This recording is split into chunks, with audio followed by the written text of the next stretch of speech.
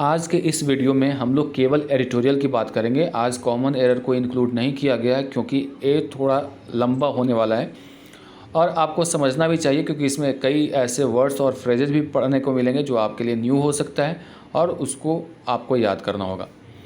तो आज की टॉपिक की अगर बात करें तो ये जम्मू एंड कश्मीर से रिलेटेड है और इसका जो टाइटल आप देख रहे हैं लिखा हुआ है सर्कमस्क्रिप्शन। सर्कमस्क्रिप्शन क्या होता है सबसे पहले ये समझना ज़रूरी है, तभी हम लोग आगे बात कर पाएंगे।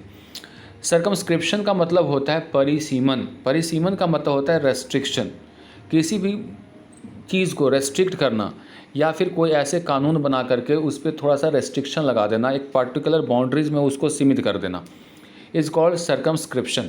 अब सवाल है कि सर्कमस्क्रिप्शन वर्ड का यूज़ क्यों किया गया है यहाँ पे? इसलिए किया गया है क्योंकि जम्मू एंड कश्मीर के पुलिस के द्वारा एक सर्कुलर जारी किया गया है। सर्कुलर का मतलब होता है एक प्रपत्र कह लो। प्रपत्र का मतलब ये होता है कि जिसमें एक रिटन स्टेटमेंट जारी किया जाता है जिसके तहत कहा गया है कि वैसे व्यक्ति जम्मू कश्मीर के, वैसे बच्चे, वैसे लोग जो कि किसी भी तरह के गतिविधि जो देश विरोधी हो, स्टोन पेल्टिंग में शामिल हो यानी पत्थरबाजी करने में शामिल हो, वैसे लोगों को पासपोर्ट और गवर्नमेंट जॉब के लिए सिक्योरिटी का क्लियरेंस नहीं दिया जाएगा। सिक्योरिटी क्लियरेंस का मतलब क्या कि जब आप कोई भी पासपोर्ट बनाते हो या कोई भी जॉब वगैरह में ज्वाइन करने जाते हो तो आपका कोई ऐसा रिकॉर्ड, आपराधिक रिकॉर्ड नहीं होना चाहिए, यानी आपसे कोई देश को खतरा ना हो, एक क्लियरेंस लेना पड़ता है तभी आपको पासपोर्ट या जॉब मिल पाती है। तो इसकी बात है यहाँ पे, यानी उन लोगों को सिक्योरिटी क्लियरेंस देने से मना कर दिया गया है जो कि स्टोन पेल्टिंग में शामिल थे, यानी जो पत्थरबाजी कर रहे थे या फिर किसी तरह से कि ऐसी एक्टिविटी में इन्वॉल्व थे जो कि देश के प्रभुता और अखंडता के लिए खतरा है, तो वैसे लोगों को पासपोर्ट देने से मना कर दिया गया है। अब सवाल ये कि सही है या गलत है, अब इसको कैसे जस्टिफाई किया जा सकता है, अगर आप एडिटोरियल पढ़ेंगे तब समझ में आएगा। तो फर्स्ट का 2-3 लाइन आप देखिए क्या लिखा हुआ है, इसी से आपको पता चलेगा मूड इसका।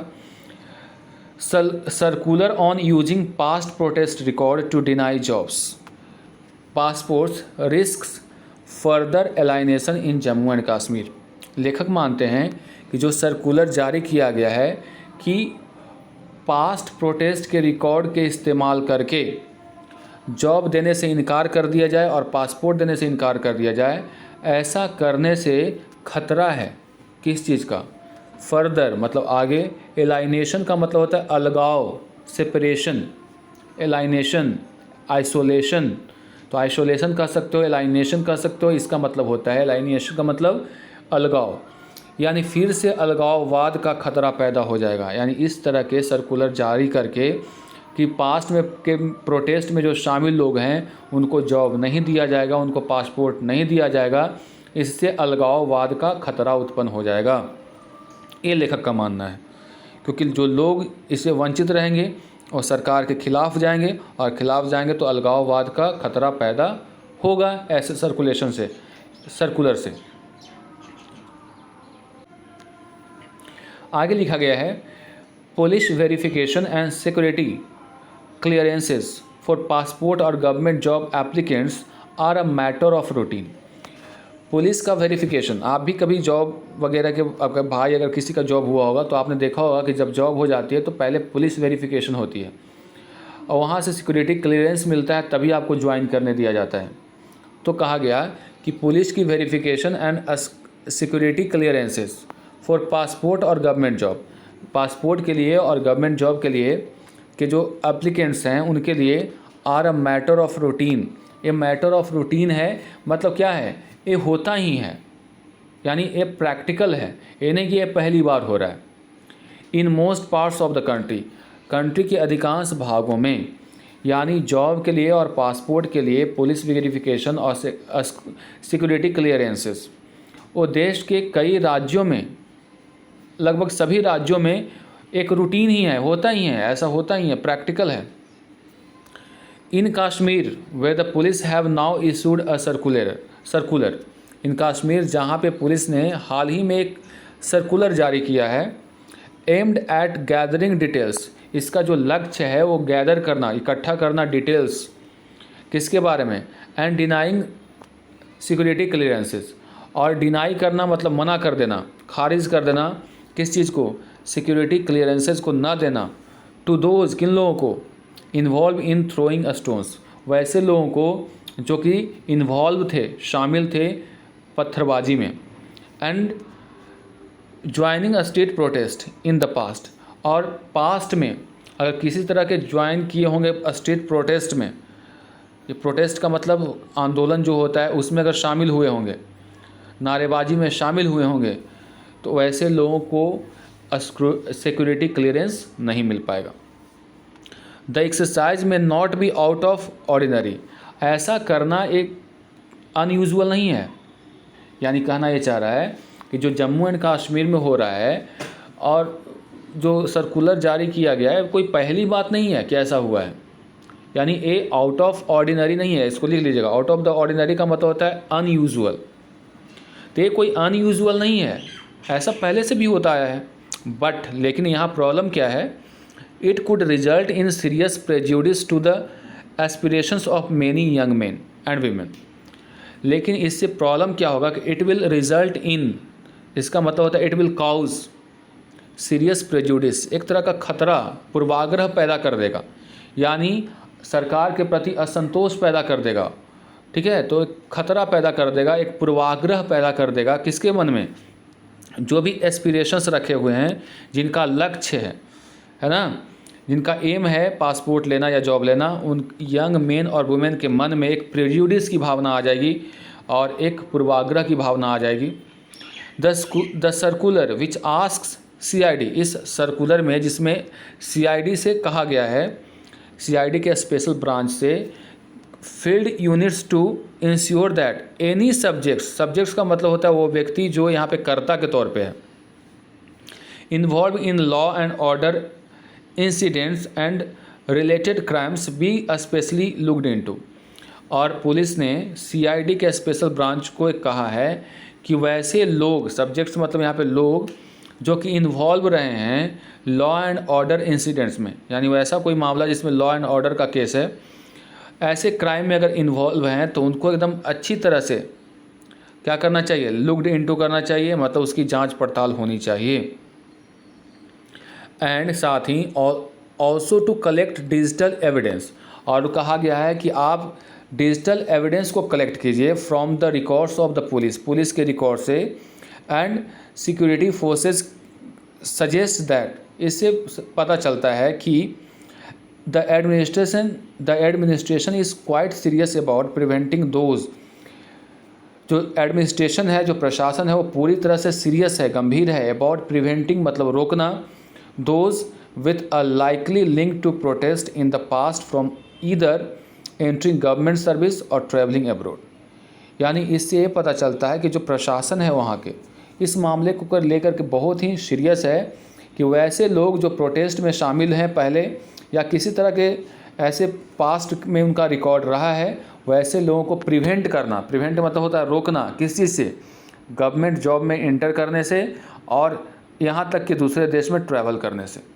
तो न ही उनको गवर्नमेंट जॉब लेने का अधिकार प्राप्त हो और न ही दूसरे देश में जाने का अधिकार प्राप्त हो, ऐसा करने से रोकने के लिए ये सब किया जा रहा है उनको। यानी 100 बात की एक बात अगर हम लोग अभी तक बात करें तो ये समझाने की कोशिश की गई है कि जो लॉ है, कानून है, जिसके तहत आप कोई भी जॉब या पासपोर्ट बनवाने जाते हो या जॉब लेते हो, तो वहाँ पे क्या होता है कि सिक्योरिटी क्लियरेंसेस ज़रूरी है। ये कोई नई बात नहीं है, हर जगह पे ऐसा होता है, सभी राज्यों में होता है। लेकिन जम्मू एंड कश्मीर के मामले में ऐसा क्यों कहा जा रहा है कि ये दिक्कत पैदा करेगा, क्योंकि इससे अलगाववाद का खतरा है। कई जो यंग मैन और वुमेन हैं जो शायद सुधर भी गए होंगे तो उनके लिए भी खतरा पैदा हो गया, तो उनके मन में सरकार के प्रति पूर्वाग्रह की भावना पैदा होगी, अलगाववाद की भावना पैदा होगी, और इतना मुश्किल से कश्मीर के लोगों को अपने पक्ष में लाने का प्रयास जो है वो बेकार चला जाएगा। इसलिए कहा गया है कश्मीर के सेंस में। आगे बढ़ते हैं। यानी पुलिस ऐसा करके चाहती है कि ऐसे लोगों को न गवर्नमेंट जॉब मिले, न ही उनको बाहर जाने का कोई रास्ता मिले। आगे देखते हैं। रिपोर्ट्स सजेस्ट दैट, रिपोर्ट बतलाते हैं कि the official list of street protesters swelled between 2008 to 2017 to include nearly 20,000 people. Report बतलाता है जिसमें कहा गया है कि जो स्ट्रीट प्रोटेस्टर्स थे वो उनकी जो संख्या है 2008 से 2017 की बात करें तो स्वेल्ड हो गया। स्वेल्ड का मतलब होता है विस्तारित हो गया, जिसमें 20,000 लोग कम से कम शामिल हैं। On the face of it, इसके परिणाम स्वरूप the decision to subject applicants for passport and jobs to scrutiny is not illegal. इस आधार पर देखें तो जो डिसीजन लिया गया है क्या करने का कि वैसे लोग एप्लीकेंट्स को पासपोर्ट और जॉब की जांच करने के लिए, ये कोई इलीगल काम नहीं है, ये कोई गलत काम नहीं है। यानी अगर ऐसा फैसला लिया गया है तो कानूनी रूप से ये इलीगल नहीं है। अब इलीगल क्यों नहीं है इसका देखो यहाँ पे बताया भी गया है, क्योंकि under section 6(2) of the passport act 1967, याद कर लेना इसको, सेक्शन बहुत बार एग्जाम में आता है। तो under section 6(2) of the passport act 1967 passport can be denied, passport को नहीं दिया जा सकता है, डिनाई किया जा सकता है देने से, टू एप्लीकेंट्स, उन एप्लीकेंट्स को फॉर वेरियस रीजन्स, कई कारणों से नकारा जा सकता है। वो कारण क्या क्या हो सकता है?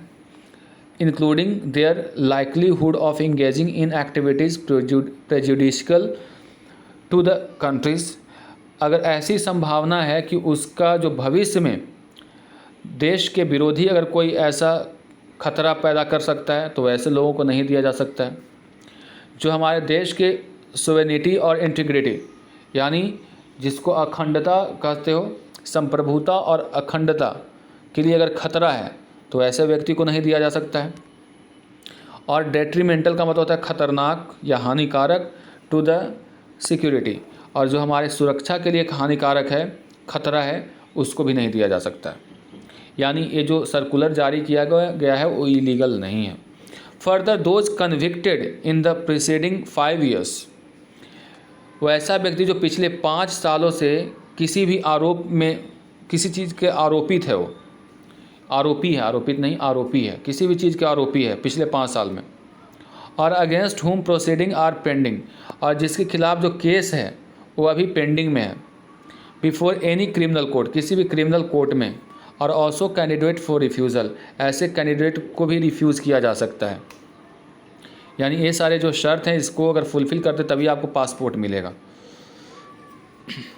There is legal recourse for those affected as the act allows them to approach the trial court for a no objection certificate to get a passport। अब कहा गया कि उनके लिए भी एक रास्ता है, लीगल रिकोर्स है, एक रास्ता है। जो इससे प्रभावित हैं वो जा कर के लोअर कोर्ट में अप्लाई कर सकते हैं, ट्रायल कोर्ट में जा सकते हैं और नो ऑब्जेक्शन सर्टिफिकेट वहाँ से प्राप्त कर सकते हैं पासपोर्ट के लिए। तो एक रास्ता ये भी है। आगे बढ़ते हैं। इन द बैकड्रॉप, बैकड्रॉप का मतलब एक परिस्थिति में, सर्कमस्टांस में, of the union government's outreach to revive political activity, इस परिस्थिति में जब यूनियन गवर्नमेंट की जो अप्रोच है, आउटरीच है, जो पहुंच है, टू रिवाइव पॉलिटिकल एक्टिविटी, वहाँ पे जो राजनीतिक एक्टिविटी को, कार्य को फिर से रिवाइव करना, फिर से जीवित करना है, प्रिपरेटरी टू इलेक्शंस, इलेक्शन के लिए तैयार करना है, इट इज़ क्वाइट इनकॉन्ग्रुगुअस, ये बिल्कुल ही विरोधाभास है। इनकॉन्ग्रुगुअस का मतलब कॉन्ट्ररी है, कॉन्ट्ररी का मतलब होता है विरोधाभास है। That such a far reaching measure that would dampen the hopes and aspirations of thousands of people is being pursued. यहाँ पे कह रहा है कि उस सिचुएशन में जहाँ एक और यूनियन गवर्नमेंट है वो आगे बढ़ के, आउटरीच मतलब आगे बढ़ करके वहाँ पे पॉलिटिकल एक्टिविटीज़ को पटरी पर लाने के प्रयास कर रहा है, यहाँ पे इलेक्शन कराने की तैयारी कर रहा है, वहीं ये बात मानना बिल्कुल ही असंगत है, इनकॉन्ग्रुगुअस है, बिल्कुल विपरीत है कि इस तरह के प्रोजेक्ट पे काम कर रहा है वहाँ पे लोग, जो कि क्या करेगा, इसकी वजह से डैम्पन हो जाएगा, मतलब डिक्रीज़ हो जाएगा। जो होप्स और एस्पिरेशंस हैं, जो इच्छाएँ हैं, जो इच्छा है, जो एम है थाउजेंड्स ऑफ पीपल का, उनकी जो इच्छाएँ हैं वो क्या हो जाएगी, वो बिल्कुल ही डैम्पन हो जाएगी, मतलब कमज़ोर हो जाएगी, डिक्रीज़ कर जाएगी। यानी एक और आप वहाँ पे शांति बहाली के लिए, इलेक्शन करवाने के लिए काम कर रहे हैं और दूसरी ओर ऐसे सर्कुलर जारी करके उन वैसे लोग जो वहाँ पे शांति बहाली की प्रक्रिया में शामिल हो रहे हैं उनके आकांक्षाओं और इच्छाओं को आप कुचलने का प्रयास कर रहे हो। तो यही बात यहाँ पे कही गई है कि एक तरफ तो क्या हो रहा है, पॉलिटिकल एक्टिविटी और इलेक्शन करवाने की बात हो रही है, और इट इज़ इनकॉन्ग्रुअस, मतलब कॉन्ट्ररी है, जस्ट उसके विपरीत है कि इस तरह के फार रीचिंग मेजर एक ऐसा दूरगामी कदम उठा रहे हैं दैट वुड डैम्पेन, जो डिक्रीज करेगा होप्स मतलब इच्छा, एंड एस्पिरेशंस मतलब अभिलाषा, ऑफ थाउजेंड्स ऑफ पीपल, हज़ारों लोगों की जो कि परस्यू किया जा रहा है, यानी जो कर रहे हैं उनके साथ ऐसा। The governments position is that, सरकार का जो स्थिति है, जो व्यू है इस मामले को लेकर के, is that the alteration of the status of Jammu and Kashmir in August 2019 has ushered in a new era. अब सरकार का जो ओपिनियन है, पोजीशन है, व्यू पॉइंट है, वो ये है कि जो जम्मू कश्मीर का जो स्टेटस है उसको अल्टर करके, चेंज करके, कब हुआ था ये 2019 के अगस्त महीने में 5 तारीख को हुआ था, यानी स्टेटस को हटा दिया गया था। एक नए अशर्ड का मतलब होता है शुरुआत होना, यानी एक नए युग की शुरुआत हुई है ऐसा करके, यानी जम्मू कश्मीर में जो 5 अगस्त 2019 को धारा 370 को हटा दिया गया, यानी इसके स्पेशल स्टेटस को छीन लिया गया, उसको अल्टर कर दिया गया, उसके बाद एक नए युग की शुरुआत हुई है। ये कौन मानती है? ये यूनियन गवर्नमेंट मानती है, ये सरकार मानती है। और ये न्यू एरा ऑफ किस चीज़ का है? डेवलपमेंट का है, प्रॉस्पेरिटी मतलब समृद्धि का है, and that it is time to strengthen grass roots democracy. और अब ये समय है कि ग्रास रूट लेवल पे, यानी बेसिक लेवल पे, वहाँ पे डेमोक्रेसी को फिर से ताकतवर बनाया जाए, लोकतंत्र को वहाँ पे ताकतवर बनाया जाए, यानी सरकार की एक कोशिश है। It was a part of this process that prime minister Narendra Modi invited leaders. और ये इसी प्रक्रिया का एक भाग था कि prime minister Narendra Modi invited leaders of the union territories political parties in जून के महीने में आपने सुना होगा कि नरेंद्र मोदी ने जो यूनियन टेरेटरी के जो लीडर्स हैं जम्मू एंड कश्मीर के, उनको निमंत्रित किया था, यानी आमंत्रित किया था डिस्कशन के लिए। यानी मोदी पूरी कोशिश कर रहे हैं कि कश्मीर में शांति की बहाली की जाए, लोकतंत्र की बहाली की जाए, और इसी प्रक्रिया के तहत उन्होंने उस कई पॉलिटिकल पार्टीज़ को इनवाइट भी किया था और उनसे डिस्कस भी किया था। डिस्पाइट देयर ऑब्वियस डिसअपॉइंटमेंट, हालांकि उन लोग की जो डिसअपॉइंटमेंट थी के बावजूद भी उन्होंने बुलाया था। डिसअपॉइंटमेंट का मतलब असंतुष्टि, यानी उन लोगों की असंतुष्टि के बावजूद भी उन्होंने क्या किया था?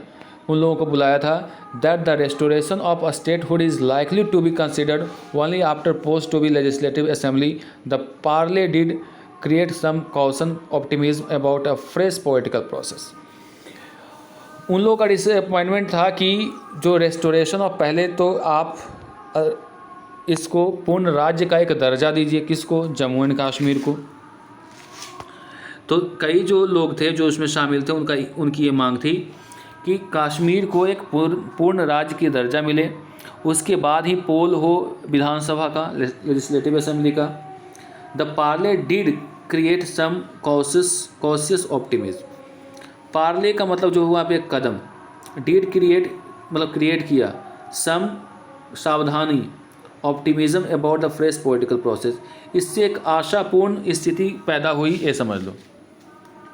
नए पॉलिटिकल प्रोसेस के लिए एक नया जो कि आशा जगी है। Were the administration to pursue this circular, अगर एडमिनिस्ट्रेशन को इस तरह के सर्कुलर को जारी करना ही था जीलसली मतलब उत्साहपूर्वक, देयर इज़ अ डेंजर, इससे एक खतरा है, दैट इट में रिवाइव द शॉर्ट ऑफ एलाइनेशन, एक किस तरह का स्थिति पैदा करेगा? अलगाववाद की स्थिति पैदा करेगा एमंग द यूथ के बीच में, that led to the stone pelting, जिसकी वजह से पत्थरबाजी के इंसिडेंट्स जो 2008 और 10 में हुए थे, वैसी स्थिति को फिर से रिवाइव कर सकता है। And the wave of disaffection, यानी असंतुष्टि का एक वेव आएगा, following the killing of militants leader Burhan Wani के हत्या के बाद एक तरह से डिसअफेक्शन का, यानी असंतुष्टि का जो भाव पैदा हुआ था 2008 और 10 के समय में, स्टोन पेल्टिंग की घटनाएं उस समय से ही बढ़ गई थी, वही स्थिति ऐसा सर्कुलर जारी करने से हो सकता है, लेखक ये कहना चाह रहे हैं।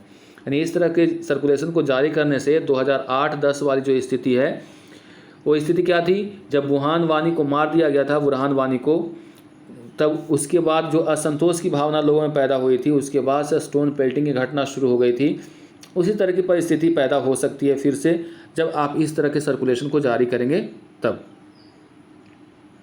आगे, When all efforts should be directed towards building on current gains, सारे जो प्रयास होने चाहिए वो किस ओर होनी चाहिए, जिससे आपको फ़ायदा पहुँचे। बिल्डिंग ऑन करेंट गेंस मतलब जिससे फ़ायदा प्राप्त किया जाए। Nothing out to be done, कोई भी ऐसा काम नहीं होना चाहिए to make those still harbouring for whatever reason a sense of betrayal feel that some fresh collective punishment is in the offing. और ऐसी कोशिश नहीं करनी चाहिए कि जिससे उन लोगों को लगे कि उनके साथ धोखा हुआ है, बेट्रेयल हुआ है, बेट्रेयल वाली फीलिंग आए, और उनको ऐसा भी न लगे कि कोई कलेक्टिव पनिशमेंट देने का प्रयास किया जा रहा है। कलेक्टिव पनिशमेंट का मतलब क्या हुआ यहाँ पे कि एक बड़े पैमाने पे पनिशमेंट देने की बात हो रही है। इन द ऑफिंग वर्ड यूज़ कर लीजिएगा, मतलब नोट कर लीजिएगा। इन द ऑफिंग का मतलब होता है कमिंग सून, यानी उन लोगों को नहीं, ऐसा नहीं लगे कि उनको पनिश करने के लिए कोई नया नियम आ रहा है। ठीक है, तो आज के लिए एडिटोरियल में हम लोग इतना ही पढ़ेंगे। मिलते हैं अगले एडिटोरियल में। सारे जो वर्ड्स एंड फ्रेजेज है उसको नोट करके याद कर लीजिएगा।